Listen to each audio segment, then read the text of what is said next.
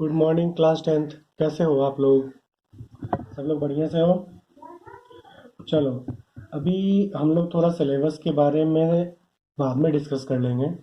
और कुछ पॉइंट्स को मैं कुछ कुछ चीज़ों को डिस्कस करूँगा, और जो आपका एग्ज़ाम 24 से होने वाला है उसके बारे में भी हम लोग बाद में लेटर ऑन डिस्कस कर लेंगे, ठीक है?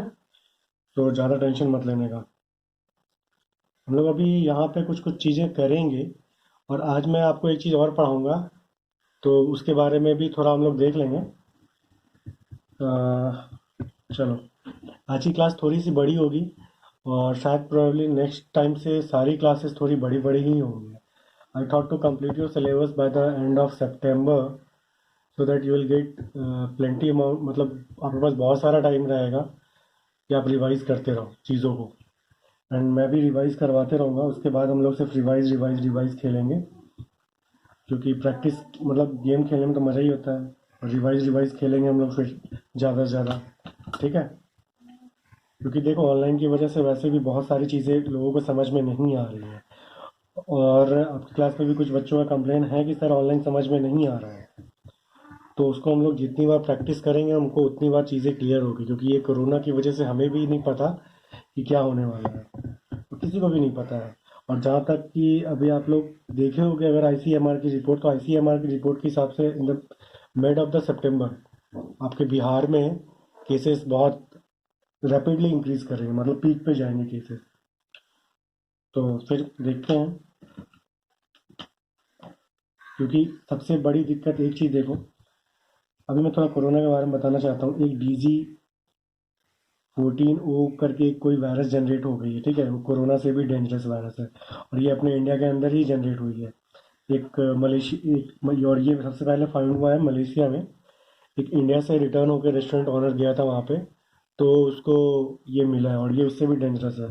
तो I request you all to not to go out. जब तक की ज़रूरत ना हो बाहर ना जाने की कोशिश करो। जितना हो सके अपने इम्यूनिटी को बूस्ट करो, क्योंकि अभी शुरुआत का जो लॉकडाउन था उससे ज़्यादा क्रूशियल फेज अभी है, ठीक है? अभी कोरोना बहुत मैच्योर हो चुका है, तो थोड़ा बच के रहना, ठीक है? क्योंकि चलो, आते हैं हम लोग अपने क्लास पे। तो हम लास्ट क्लास में कुछ बच्चों ने पूछा था कि सर मैग्नेट का और करंट का डायरेक्शन के बारे में कैसे पता चलेगा, कैसे क्या पता चलेगा? तो देखो, इस पे बेस्ड है एक रूल है, and that is snow rule, ठीक है? स्नो रूल बोलो या ये बोलो, तो ये ही मेन, ये तो नहीं, बट ये स्नो रूल ही है एक चीज़। तो स्नो रूल में सबसे पहले तो हम लोग इसको क्लैरिफाई कर ले कि कौन सा क्या है। ये तो साउथ हो गया, ये क्या हो गया, नॉर्थ हो गया, ओ मतलब ओवर हो गया, और डब्ल्यू मतलब वेस्ट हो गया, ठीक है? अगर इसके जगह पे ई लिख देंगे तो ई मतलब ईस्ट हो जाएगा, ठीक है? तो snow rule, south north over west. अगर हम लोग ओवर लिख रहा है, ठीक है, तो सबसे पहले अपन को ये देखना है, जैसे अपन कोई सर्किट ड्रॉ करते हैं, ठीक है? अपन कोई सर्किट ड्रॉ करते हैं, छोड़ो सर्किट तो छोड़ दो भाई, एक ये हमारा लाइन है, वायर है, ठीक है? इसमें अगर करंट हमारा ऐसे जा रहा है, तो ऊपर की ओर नॉर्थ है हमारा, और नीचे की ओर साउथ है, ठीक है? ऊपर की ओर नॉर्थ है हमारा, और नीचे की ओर साउथ है। तो इसमें क्या हो रहा है कि जो करंट हमारा फ्लो कर रहा है नॉर्थ की ओर, और साउथ से नॉर्थ की ओर जा रहा है। अगर हम लोग मैग्नेटिक कंपास को अगर हम लोग एक मैग्नेटिक कंपास को इसके ऊपर रखते हैं, ठीक है? लेट से मैग्नेटिक कंपास, यार एक मिनट वेट करना, मैं थोड़ा तब तक मैग्नेटिक कंपास बना लूँ, एक सर्कल वायर काट के। लेट से इट इज़, जैसे देखो, वो तो पॉसिबल नहीं, देखो मैं वैसे probably I will try to purchase horse shape magnet, और वो हॉर्स का यू शेप जो आता है ना, वो हो गया। उसके बाद मैं बाहर मैग्नेट, अभी मैं एक्चुअली बाहर निकल नहीं पा रहा हूँ, क्योंकि यहाँ धनबाद में क्या है कि इतनी बारिश हो रही है कि क्या बताऊँ यार। यहाँ तो बिन मौसम बारिश होती है, वैसे अच्छा लगता है, आई लाइक रेनी सीजन। तो चलो ठीक है, ये हमारा नॉर्थ साउथ का डायरेक्शन है, ठीक है? और ये अगर हमारा निडल है, ये हमारा अगर निडल है, तो देखो अगर अभी हमारा ये क्या है, कंपास ऐसे है, ठीक है? तो हो क्या रहा है कि हमें ओवर द है, अभी ये जो वायर है, इसके ओवर में ऐसे है, तो ये जो निडल है ना, ये जो निडल का डायरेक्शन ऐसे ऐसे होगा, ये क्या कर देगा, ओवर द वेस्ट जाएगा। क्यों वेस्ट जाएगा ये समझना। हमने थंब रूल में क्या पढ़ा कि अगर ये हमारा डायरेक्शन दिखाएगा तो ये क्या हो जाएगा, ये क्या हो जाएगा, कर्ल हमारा क्या दिखाता है, कर्ल दिखाता है the direction of magnetic field. तो जब हमारा फिंगर का कर्ल क्या दिखा रहा है, magnetic direction of magnetic field, तो ये क्या अंदर से आ रहा है ना। अगर इसको अपन यहाँ पे रखो तो ये कर्ल देखो अंदर की ओर जा रहा है और अंदर से बाहर की ओर जा रहा है। तो अगर आप बाहर मैग्नेट में बात करेंगे, ये नॉर्थ है और ये साउथ है, तो चीज़ें यहाँ से आउट होती है ना, चीज़ें साउथ की ओर अंदर जाती है और नॉर्थ से बाहर की ओर आती है। तो नॉर्थ से बाहर की ओर अगर आ रहा है तो क्या हो गया कि ये बाहर की ओर आ रहा है ना।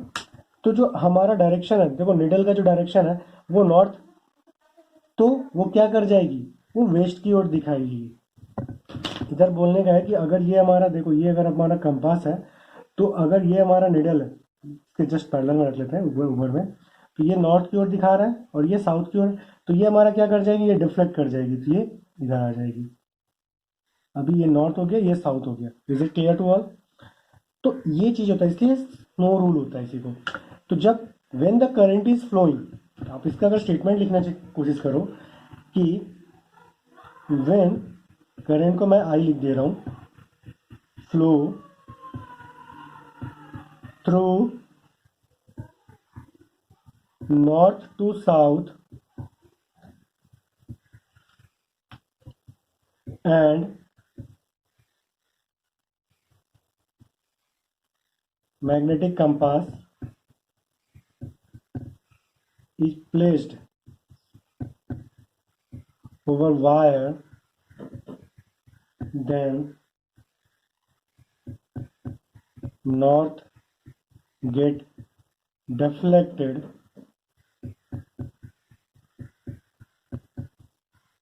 toward west। ये हमारा वेस्ट की ओर डिफ्लेक्ट कर जाएगा, ठीक है, ये इधर गया और ये वेस्ट की ओर डिफ्लेक्ट कर जाएगा, ठीक है। तो देखो ये हमारा क्या हो गया, बाहर की ओर, तो वही नॉर्थ किधर चला गया, वेस्ट की ओर दिखा दिया, क्योंकि अंदर से बाहर आ रहा है, तो इसलिए इधर से, ठीक है, इधर से जा रहा है, साउथ में जा रहा है और इधर से बाहर की ओर आ रहा है, ठीक है, इधर से बाहर की ओर आ रहा है। इसी का जस्ट अपोजिट अगर हमारा होता है कि एन एस ओ ई, अगर हमारा नॉर्थ से साउथ की ओर जा रहा है, अगर हमारा नॉर्थ से साउथ की ओर जा रहा है, तो हमारा क्या हो जाएगा, नॉर्थ से साउथ की ओर जा रहा है, तो ये जो डिफ्लेक्शन होगा, ठीक है, ये हमारा क्या हो जाएगा, ये नॉर्थ वेस्ट ईस्ट की ओर दिखा देगा और ये साउथ हो जाएगा। Is it clear. क्योंकि जैसे हमारा ऐसे जा रहा है ना, अभी देखो ये हमारा जैसे ऐसे गया, तो क्या हो रहा है, अभी हम लोग ऐसे थे तो इधर जो, जब ऐसे किया तो बाहर से ओर निकल रहा है ना, इधर से बाहर जा रहा है कि नहीं, ठीक है। तो यहाँ पे तो इसमें क्या लिखोगे, व्हेन आई फ्लोज थ्रू, लिख लोगे नॉर्थ टू साउथ, सॉरी भाई, ये नॉर्थ टू साउथ जो यहाँ लिखा है ना, इसको साउथ टू नॉर्थ लिखना, ठीक है। अभी नॉर्थ टू साउथ जाएगा तो क्या हो जाएगा हमारा, नॉर्थ पोल ईस्ट की ओर डिफ्लेक्ट कर जाएगा। अभी सिमिलरली आप क्या, ये तो ओवर हो गया, अभी अंडर द वायर करके देख लेंगे। ये सारा एक्सपेरिमेंट आप लोग कर लीजिएगा। अभी हमको एक चीज़ पढ़ाना था जो मैंने सोचा था मैग्नेटिक में कंप्लीट करने का, बट थोड़ा आपका सिलेबस में मैं देखा हूँ कि उसमें देखो एक heating effect of electric current में थोड़ा बताना चाहता था। ये बहुत ही इंपॉर्टेंट कंसेप्ट है, ठीक है। थोड़ा सा इसको आज क्लास को लंबा खींचूंगा तो ध्यान देना। Heating effect of electric current. अभी आपके दिमाग में आता होगा कि यार हमारा जो बहुत दूर का टर्मिनेशन, मतलब बहुत दूर से जब करंट आता है तो वहाँ पे इतना लंबा वायर है, वहाँ पे जब हम लोग जो ये टर्मिनल होते हैं ना, जैसे बहुत दूर से आ रहा है, मान लो ये दिल्ली है, दिल्ली छोड़ो यार, दिल्ली से कुछ नहीं आता है अपने यहाँ पटना, ठीक है। हमारे यहाँ जो थर्मल पावर आती है ना, ये मोस्टली हम लोग यूपी से तो आती है, सिंगरौली वगैरह हो गया। इनफैक्ट आपका बिहार में यहाँ से भी जाता है, झारखंड से भी जाता है, कोडरमा में एनटीपीसी का प्लांट है, वहाँ से भी जाता है बिहार में सप्लाई। और बंगाल से भी आती है इलेक्ट्रिसिटी, क्योंकि हमारे पास बिहार में तो शायद एनटीपीसी बाढ़ में खुलने वाला है या खुल गया, मुझे नहीं पता आइडिया। तो जो भी है, जब लॉन्ग वायर टाइम जब लॉन्ग वायर ट्रांसमिशन होता है ना, तो एक चीज़ याद रखना कि हमारा आई का जो वैल्यू होता है ना, उसको हम लोग डिक्रीज करते हैं, और वी का जो वैल्यू होता है उसको हम लोग इंक्रीज करते हैं। ठीक है, वी मतलब जो आप देखते होगे ना बोर्ड पे, जो हमारा पोल पे साइन बना होता है, डेंजर का साइन 220 वोल्ट, डेंजर का साइन 12,000 वोल्ट, डेंजर का साइन 24,000 वोल्ट, ऐसे करके हमारा 220, 440 ऐसे करके वो बाई डबल होते जाता है। ठीक है, 220, 440 ऐसे करके वो होते जाता है। तो जब लॉन्ग वायर जब भी ट्रांसमिशन होता है, वहां पे हम लोग आई का वैल्यू को डिक्रीज करते हैं और वी का वैल्यू को इंक्रीज करते हैं। ठीक है, क्योंकि जो हमारा एच होता है जो हमारा एच होता है वो क्या होता है, जो हमारा एच होता है वो होता है आई स्क्वायर आर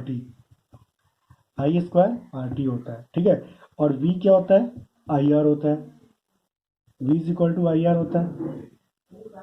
ठीक है, लेकिन अगर आप आई स्क्वायर आर टी करते हैं, तो आई का जो वैल्यू है ना, अगर आप एक चीज सोचो भाई मेरा, कि अगर हम आई का वैल्यू को इंक्रीज कर रहे हैं, अगर मान लो यहाँ हम 2 एम्पियर का करंट को सप्लाई कर रहे हैं, तो हीट का वैल्यू तो बढ़ रहा है ना। अगर हीट के प्रोपोर्शनलिटी साइन लगाएंगे, ये तो कांस्टेंट टर्म है। ठीक है, टेम्परेचर को तो छोड़ दो, अभी टेम्परेचर और रेजिस्टेंस। तो एच क्या है, आई के में एक्सपोनेंशियली इंक्रीज कर रहा है। ठीक है, एच क्या है, आई में एक्सपोनेंशियली इंक्रीज कर रहा है। तो अगर अपन आई का वैल्यू को इंक्रीज कराते हैं, अगर आई का वैल्यू को इंक्रीज कराते हैं, तो ये तो डेफिनेटली सी बात है ना कि एच का वैल्यू में बहुत ज्यादा इंक्रीज हो जाएगा। होगा या नहीं होगा? ठीक है, तो और यहां से आप ये सोचोगे, तो आई का भी तो है sir, v is equal to V upon R, लेकिन v को तो कैंसिल कौन कर रहा है, रेजिस्टेंस तो कैंसिल कर रहा है ना जाके। Is it clear to all? तो हम लोग क्या करते हैं, एक चीज अपने दिमाग में आप डाल लेंगे कि whenever we carry electric current through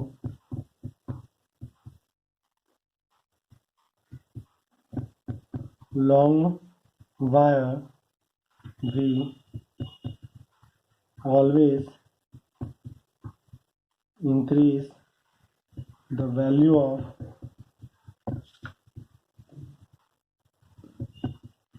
V।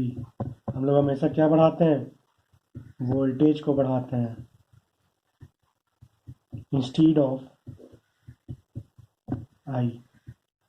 ठीक है, ऐसा क्यों भाई साहब? बिकॉज